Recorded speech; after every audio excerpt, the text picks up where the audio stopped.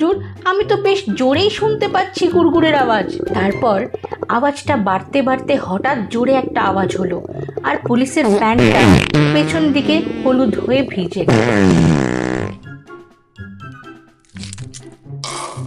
বিজু মনে মনে খুব খুশি হচ্ছিল, কারণ সে জানতো ঠিক এমনই একটা কিছু হতে চলেছে।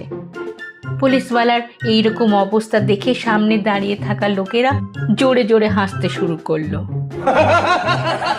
হুজুর, আপনার শরীর ঠিক মনে হচ্ছে না, আমার বাড়ি কাছেই, আমি আপনার জন্য বাড়ি থেকে নিয়ে ওষুধ নিয়ে আসি।